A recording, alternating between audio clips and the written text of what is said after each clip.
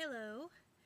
This is not quite part 3, but I wanted to briefly go back and discuss the cult of Mithra, the cult of Isis, and the rise of Christianity.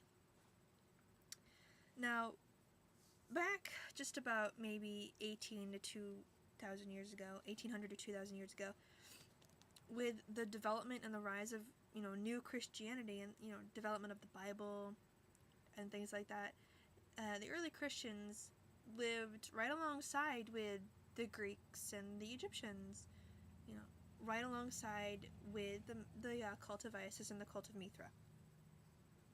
Very simple. I find it interesting. Now, this is just my own observation.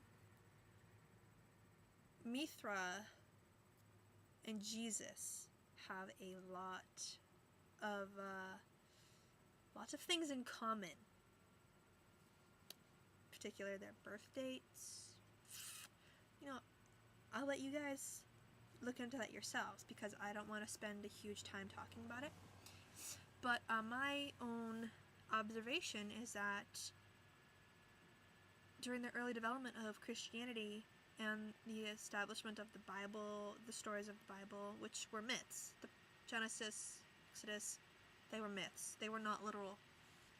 They were meant to be stories, fables, mythology. Okay? Of course, at this time, right after Jesus' life, but not a long time after Jesus' life, there's the figure of Jesus, who was born on December 25th, born of a virgin, 12 disciples, started his ministry at 13, was executed, crucified when he was 30. Right off the bat, remember what I said about the cult of Mithra, the people who were part of the cult of Mithra and the cult of Isis, things like that, living and coexisting right along with the early Christians.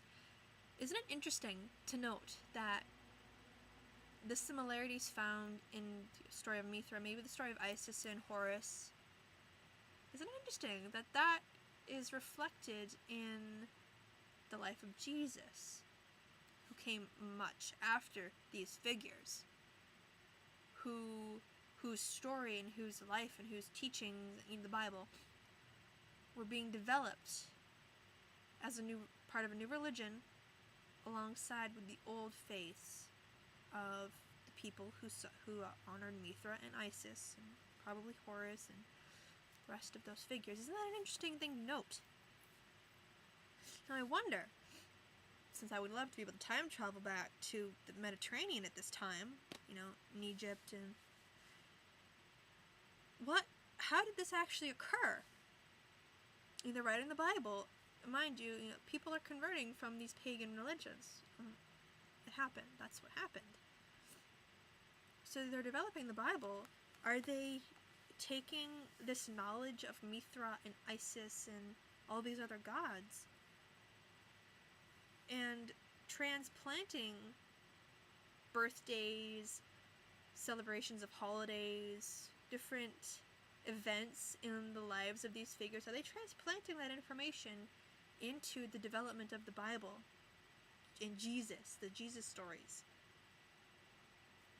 I thought that was interesting.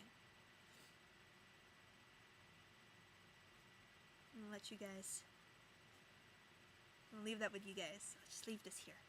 Alright, so Google it. See what you can find. It's really interesting. Alright, so have fun.